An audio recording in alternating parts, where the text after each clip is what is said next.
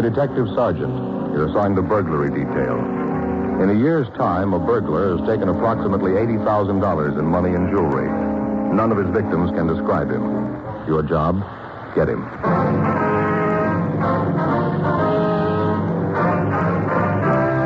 Dragnet, the documented drama of an actual crime. For the next 30 minutes, in cooperation with the Los Angeles Police Department, you will travel step by step on the side of the law through an actual case transcribed from official police files. From beginning to end, from crime to punishment, Dragnet is the story of your police force in action. It was Tuesday, July 10th. It was hot in Los Angeles. We were working the day watch out of burglary detail. My partner is Frank Smith. The boss is Captain Wisdom. My name's Friday. It was 8:02 a.m. when I got to room 45. Burglary. That you, Joe? Yeah. How about that fight last night, huh? Did you see it on Channel 4? No, I started to watch it. The set went out. Picture tube? I don't know, Joe. Picture got all fuzzy and started to wobble. You know, like when an airplane goes over between the set and the train. Oh, yeah, I know. The set's been acting up lately. I thought there might be something wrong with the aerial, so I figured I'd take a look at it. Mm-hmm. Got the ladder out, got up on the roof. Sure enough, one of the wires on the thing was off. Just hanging by a little bit of the rubber coating. Mm-hmm. Climbed back down to get the wire cutters to fix it. Couldn't find them. Had to use scissors to strip the insulation off the wire. Got the wire all fixed to put back on, then I couldn't find the pliers to get the nut off the aerial. Looked all through the house, no so. What'd you do? Nothing I could do. Try to get the nut off with the scissors. Broke them. Finally went back into the house to listen to the radio. Fight was over. Yeah, I only went 4 rounds. Yeah, I found that out. Got the radio on just when the announcer was giving the last commercial. And Fay and me had a talk. Oh, not again. Yeah, I told her I was going to buy a whole new set of tools. The first time I saw the kids with one of them, I was going to raise the roof. That must have made her happy. Yeah, it did. Made some remark about them only being kids. Said if I wanted to keep the tools out of their hands, I should put them in a place where they can't reach them. There's only one trouble, Joe. What's that? With Mike and Stacy, there isn't such a place. Yeah, figure I know what you mean. It's sure a good fight, though. It's too bad you missed it. Yeah. Got in, Smith? Yeah, Skipper. Right here with you. Right. Skipper, what's up? Sit down. Just got a call from the Wilshire Division. That string of burglaries they've had out there. Mm-hmm. They can't spare the men to give this thing the time it looks like it's going to take to turn it. Yeah. So I'm putting you two on it. Here's all the crime reports on it. Looks like they've been busy. A lot of reports here. What's he pick on? Money and jewelry. Mm-hmm. Use a celluloid strip to get into the houses. Not much unusual about that. No. According to the reports, he's been hitting around 3:30 to 6 in the afternoon. Yeah, he evidently rings the bell first to see if there's anybody in the house. And then if there isn't, he uses a celluloid to open the door. Goes through the house and then leaves by the back door.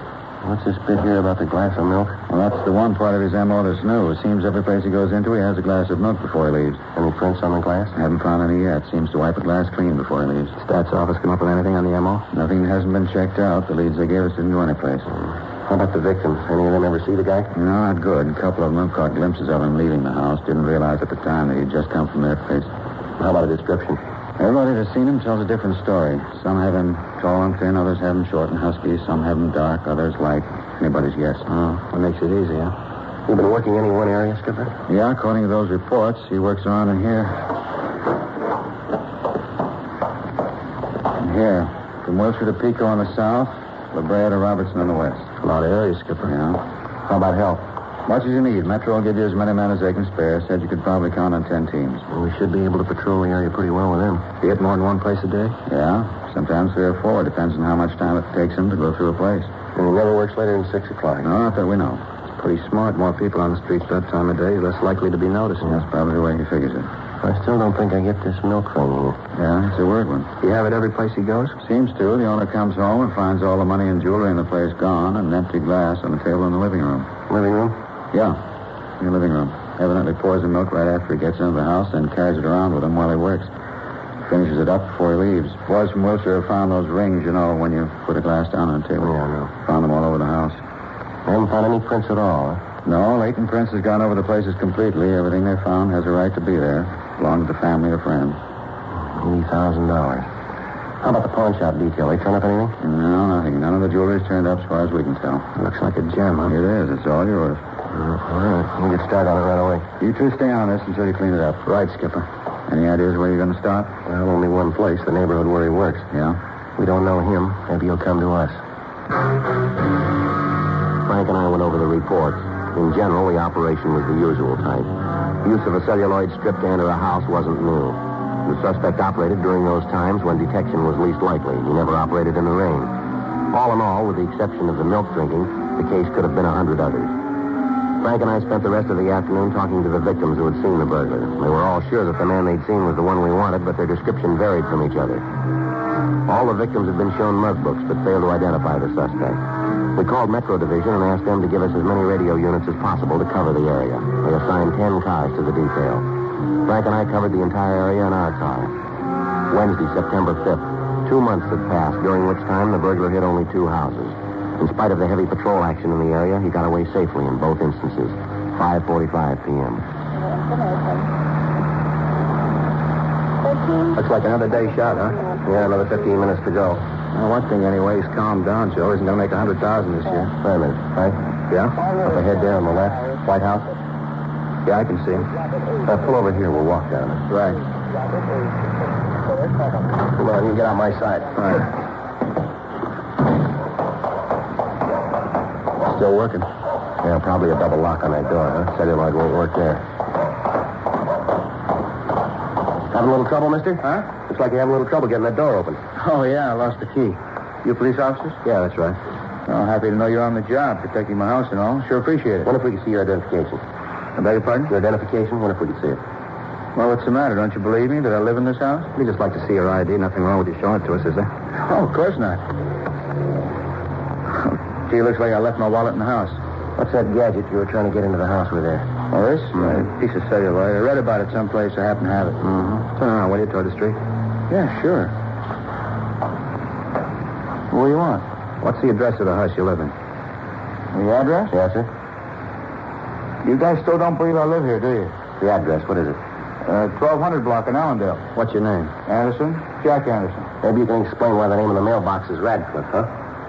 Well, yeah, sure I can explain. You see, I'm just visiting here. Summer vacation, just out here a couple of weeks. All right, mister, stand still. Hey, wait, and what's going on? You got no right to stand search still. me. How about this wallet? Is it yours? Yeah. Oh, come on, give it back now. Let's take a look here. You said your name was Anderson, is that right? Well, yeah, but I can explain that. Yeah, I hope so. It's going to be a little involved, though. Oh, what's wrong? 2 things. Wrong house and wrong identification. Frank and I took the suspect back to the city hall for interrogation. Although he gave us the name Jack Anderson, all his identification bore the name Robert Red Neal. We ran the name through R&I. Neal had several previous arrests on burglary charges. According to the record, there were no wants on him at the time. 6:20 p.m. Frank and I questioned Neal. All right, Neal, come on off it. Okay, so you know I don't live in the house. It looks like one I do live in. I just made a mistake, that's all. They build all these houses out here so they look alike. Now, look, Neal, don't ask us to believe that one. I'm not asking you to believe anything but the truth, and I'm telling you that. Sure. Now, what about your record? Well, what about it? A lot of burglary charges. All right, I did a little time. Now, what's that prove? I'm going straight now. You still can't come up with a story to tell why you were trying to get into that house. I told you, I thought it belonged to a friend of mine. What's his name? I don't remember. You like milk, Neal? Huh? You like milk? Look, I don't get this. What are you trying to Just prove? answer the question. Do you like milk? I can take it or leave it alone. I'm a big boy now. Sometimes I drink coffee. How long have you been in town, Neal? A couple of weeks. Why? Where were you before you got here? Up north. Where up north? Around Sacramento. What'd you do up there? A few odd jobs. Look, if you guys are going to book me, then do it. Let's get this yak over A couple with. of things we want to settle first, Neal. What? How long were you up north? I guess it's been about 6-7 months. 7 months. You got any way of proving that? Look, why should I have to prove anything? You guys figure you got a rap you can stick me with? Okay, try it. Book me in. Look, don't press, Neal. Can you prove you're up north for the last 7 months? Yeah, it shouldn't be any trouble at all. Who do we talk to? The sheriff up there, he had me in the can. After waiting for 2 months, the one suspect we were able to turn had an alibi that we couldn't shake. Frank and I went back to rolling stakeout. The burglaries continued. Evidently, the burglar was getting more and more reckless. The police cars in the area were acting as less of a deterrent to his activities. In 2 weeks, he looted 16 homes. A week of bad weather brought his operation to a standstill, but as soon as the rain cleared, he went back to work. Tuesday, October 9th, we got a call from an elderly woman who said that she had information regarding the burglaries.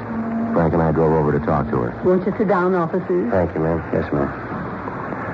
Now, Miss Blair, you said on the phone that you had something to tell us about the burglaries. Yes, I have. Would you like a little something to eat? Sandwich, coffee? I just took some cookies out of the oven. Maybe you'd like some of those and a glass of milk. No, ma'am. Thanks just the same. Now, could you just tell us what you know, please? Well, I feel a little silly about it, officer. At first, I didn't think I'd say anything about it, but then I got to thinking. I figured it might be better if I did tell you. Yes, ma'am. It's about the burglaries, you know. Yes, ma'am. That's what you said on the phone. Phone? Oh, yes. You mean when I called you? Yes, Miss Black. Now, if you'd please tell us what it is that you have here. Of course. I guess I'm just being a coward about it, not telling you right out, but when you hear the whole story, you'll understand. Yes, ma'am. You see, I went out to the store yesterday afternoon, had a sale on frozen foods down at the supermarket. Wonderful bargains. Fruit juice at 12 cents a can. Prices on vegetables where you just wouldn't believe it. We understand that, ma'am. Now, how about the burglaries? Oh, yes. Well, I went to the market about 2:30. That's when I left the house. Normally, I meet my husband after work, and he brings me home. Only yesterday he didn't. He had some work to do at his office. He's in real estate. Yes, ma'am. Well, yesterday he didn't bring me home. I caught a ride with that nice Mrs. Coddington. Lives 2 doors down. She brought me home yesterday. I got here about 3:45. Remember looking at the mantel clock when I came in? That one there. Yes, ma'am. Clock has always kept perfect time. Wedding present. Lovely thing. Yes, ma'am. It's very nice. Isn't it though? The gold work on the face. Ma'am, we don't like to be rude, but if you just tell us what you know about the burglaries. Well, certainly. You see, I came into the house, and there he was. Ma'am? The burglar. There he was in the hall, drinking a glass of milk. Such a nice-looking boy. Just stood there for a minute drinking the milk. Well, what did he do when he saw you? And he put the milk down on the telephone table, and then he started to run to the back door. I told him to stop. Did he? Not at first. Then I told him that my husband was out in back, out in the garage. He stopped then. Go on, ma'am. I asked him what he was doing in my house. What did he say? Nothing, really. He just stammered around, said that maybe he'd made a mistake. I told him that I guess he had, breaking into somebody's house. Just terrible, officer. Like to scare the wits out of me. Yes, ma'am. I started to tell him how he should be ashamed of himself for stealing from other people. I really told him. I said, you know, we haven't got that much that we can have people like you come in here and steal. Then I picked up the phone and started to call the police. That's when he started to cry. He started to cry? Yes, just like a little boy. Put his hands up to his face, and the tears just streamed down his cheeks. Well, what happened then, Mrs. Blair? Well, when I saw him cry, he looked so small, like such a little boy, that I went over to him and comforted him. You didn't get in touch with the police, ma'am? Well, no. Oh, I suppose I should have, but I didn't. When I got the boy calmed down, he told me that he didn't know what he'd do if his family found out about it. He told me about his mother and how she died when he was just a baby and how his sister raised him. He said she was just a couple of years older than him. I asked about his father, and he said that his father was a drunk, that he had to bring in what money the family needed. Said that his sister was sick, bad heart, and at the shock of his being arrested to kill her. Well, now, I asked you, officers, what could I do? Well, what did you do, Miss Blair? I told him to sit down. I wanted to talk to him. We went out in the kitchen, and I asked him if he was hungry. You know, growing boy and all. I thought he might like a sandwich or something. He said that he didn't want anything to eat, but he said he would like a glass of milk, so I poured him one. You said that you'd talked with him? Yes, I thought that maybe I could talk him out of continuing this way, stealing. I asked him if he had a job, something to earn an honest living. Yes, ma'am. He told me that he'd tried to find work after school, but anything he'd get just didn't pay him enough. He tried to get along on the money, but it just wasn't enough. Medicine for his sister and all. Then there was his father, horrible man. Well, what did he say about his father? Oh, he told me all about him, how he drinks and causes trouble, spends what little money they have on liquor. This boy tell you his name, ma'am? Not at first. He said he didn't want me to turn him in. I told him that I wouldn't, and then he said he was Bob Allison. Did he tell you where he lived? Not exactly. Said someplace out on East Los Angeles. I got the idea that he wasn't too proud of his home. Can't say that I blame him. How about a description, ma'am, what he looked like? Well, now let me think. Well, I'd say he was young, about 17, maybe 18. Such a young man to be doing something like this. How tall would you say he was, ma'am? Tall? Oh, I guess as tall as you are. Maybe just a teeny bit taller. That'd make him about 6 feet? Yes, I guess so. How about his build, ma'am? Oh, nice, broad shoulders. You got no idea how I felt when I thought about this boy being a thief. It's terrible. Yes, ma'am.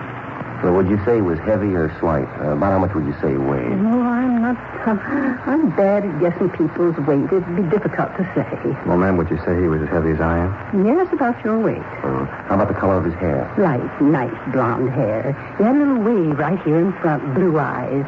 Looked like such a little boy when he cried. Yes, ma'am. Was there anything unusual about him that you might have noticed? Scars, moles, anything like that? No, not a thing. Well, how about the way he talked? Anything unusual there, maybe?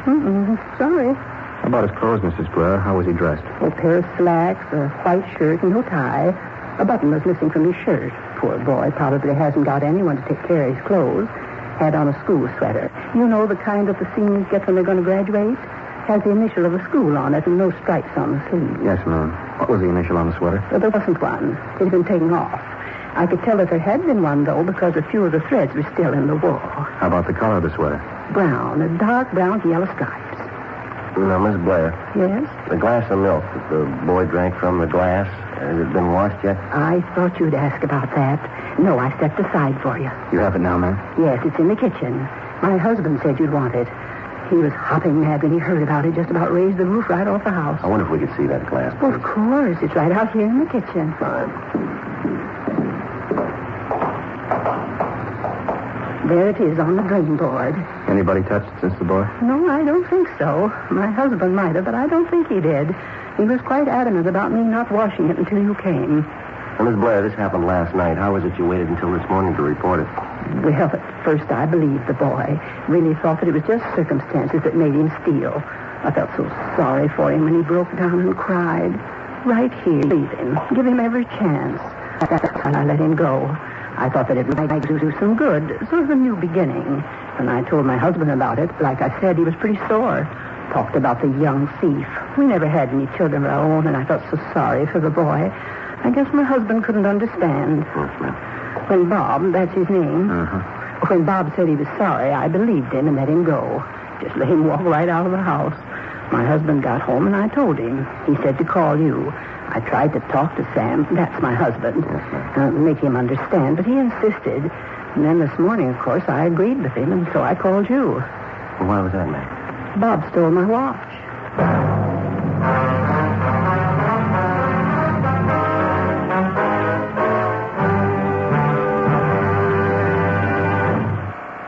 Stop giving the bank your money. Stop it. If you think you're paying a high interest rate on your home loan, call Coastal Mortgage today, and they'll help you figure out how you can lower your monthly payment. When you buy a car, do you ask the salesperson if you can pay more than the sticker price? So why should you pay more than you have to on your home loan? Let an experienced broker represent you before more than 70 lending institutions, and you'll be assured the best possible rate and program. Imagine what you can do each month with the money you'll save. Just call Coastal Mortgage at 949-833-9144, and they'll walk you through a very simple process. There's no risk, because if they can't lower your interest rate, you're not obligated to take the loan. Call Coastal Mortgage right now at 949-833-9144 and speak to a qualified loan representative. That's 949-833-9144, 949-833-9144. Finding out you or a loved one has cancer is never easy. It's natural to be afraid when faced with the decision of choosing a cancer treatment. For many cancer patients, fear of the treatment is almost as bad as the cancer itself. The Proton Treatment Center at Loma Linda University Medical Center is the result of 4 decades of leading-edge cancer research and treatment. Opened in 1990, the Proton Treatment Center offers a non-surgical procedure that is superior to traditional radiation therapy in a number of ways. Proton therapy is so precise, there is little or no damage to surrounding tissue. This results in minimal side effects, and most patients experience no disruption in their daily activities.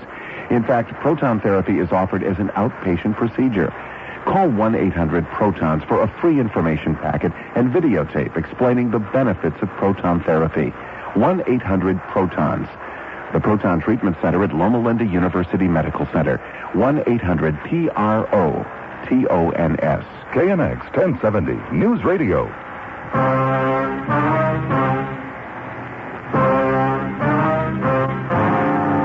11:45 a.m. Frank and I went back to the office. We ran the name Bob and Robert Allison through R&I. There was no record on anyone answering his description. We got out a local broadcast and an APB on him. Mrs. Blair went over the mug books, but was unable to identify the boy. Frank got in touch with the Board of Education and asked for the name of the school using the colors brown and gold. They told him that it would take a little time to check, but that they'd call us back. We notified the cars from Metro of the new developments and gave them the description of the boy. A check of the phone books for the name netted us nothing. Latent prints were sent out to the home of Enid Blair to get the fingerprints of she and her husband. In checking over the empty glass found in the Blair home, besides the prints of Mr. and Mrs. Blair, Dean Bergman came up with a partial unidentified print. It was not enough for classification, but he told us that if we turned the burglar, he could tell us if we had the right man or not. 4:30 p.m. Frank and I cruised the area the burglar had been working in. We were in constant contact with the other 10 cars in the field. Figure you're still working this neighborhood, Joe? Well, we got no choice till we hear otherwise. Funny about the Blair woman, isn't it? What? You know, turning the kid loose. Sure must have put on a show. Yeah, sure. What time you got? 4:38. Got another hour and a half. Frank? Yeah, Joe. Up ahead there in the corner? Yeah, brown sweater could be. All right, let's go. He sees us making a break through that yard there. Come on. All right, hold it up there. He isn't stopping. Let's go around that garage. I'll try and head him off. All right, watch it.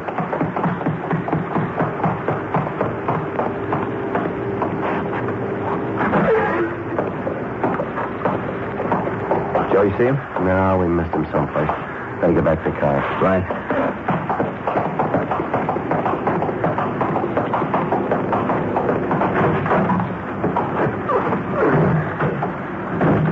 I'll call in here. Right. Unit 1K80 to Unit 2R1. Unit 1K80 to Unit 2R1. Come in, please. 2R1 to 1K80. Suspect WMA, 17 to 19 years old, wearing tan trousers and brown and gold sweater, fleeing on foot. Last seen going east on Chalmers Drive at corner of Spalding Avenue. Please block at Chalmers and Hayworth. Repeat, please block at Chalmers and Hayworth.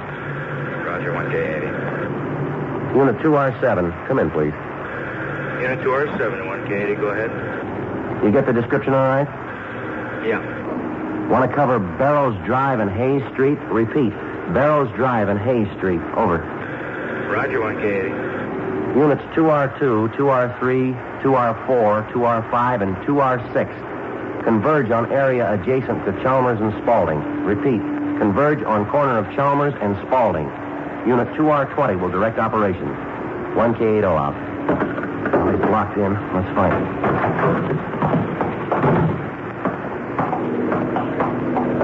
We knew the suspect was in the blockaded area. With the units from Metro Division blocking the street, there was no escape for him.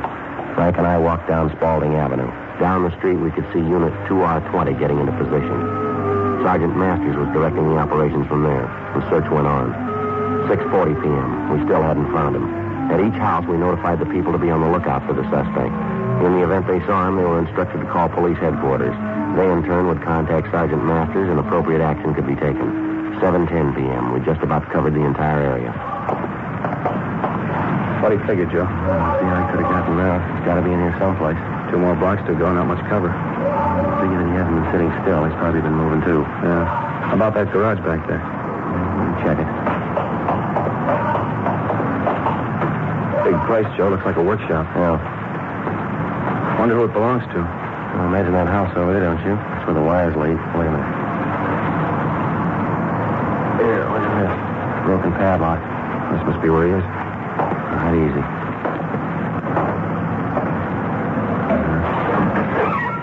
All right, young fella, come on out. What do you think? Oh, there's no other door. Come on. All right, come on, boy. Give it up. We know you're in here. How about the lights, Joe? Yeah, I got him. Bigger inside than it looks. Dozen places he could be hiding. Yeah, you want to check over there, back of those legs? I'll take this side. Right. No sign of him over here. How about you? No. How about that balcony up there? The wooden paint can, see up there? Yeah. Somebody could hide up there. All right, I'll take a look. Take it easy, Joe. Yeah. All right, give it up, fella. You got no place to go. Watch it, Joe. It's paint can. Let me go. Frank. Yeah, Joe, I got it. Get away. Get away. All right, watch it, Frank. I see. Ow! All right, come here, you.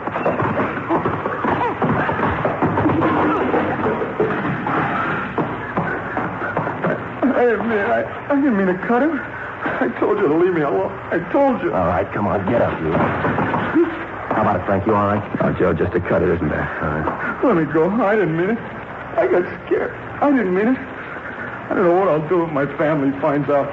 Yeah, sure. You going to tell us about your sister, the one who was sick, and your drunken father? Huh? Well, are we going to get the full treatment here, the same one you gave Miss Blair? She told you, huh? Yeah, she told us. What's your name, boy? Akins. Robert Akins. Guess you got me tagged for the jobs, huh? Yeah, we got you tagged. Lousy deal. I thought for sure I had her figured. Crummy deal all the way around. Never should have started it. All I got was a lot of cheap jewelry and a little money. What do you mean, cheap jewelry? Our reports show you got a little better than 80,000. 80,000? That's a laugh. A lot of costume junk, a little money. 80,000. Somebody's been giving you a snow job. What I didn't throw away, I still got. Cheap costume junk, that's all. All right, Akins, let's go. Yeah. Should have known not to trust that Blair woman. Should have known. I was caught before, a couple of times. All right. Yeah, a couple of times. They let me go. Started to cry. Getting that story about my sister. They let me go. It was the crying that really did it, though. As soon as I started to boil, they turned me loose. Good gimmick, huh, crying? Yeah, sure.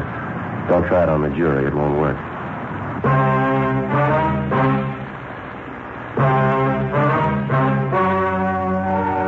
The story you have just heard was true.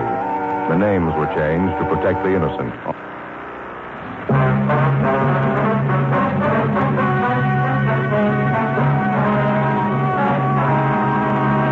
Robert Charles Aiken was filed on and found guilty of 12 counts of second-degree burglary. He was released to the Youth Authority for parolement and possible rehabilitation. Ladies and gentlemen, lightning starts a few forest fires every year. But careless people cause many, many more. This shameful waste of one of our greatest natural resources weakens America. This weekend, if you picnic or camp out, please be careful with fire. Be very sure your campfire is really out before you leave it. Remember, only you can prevent forest fires.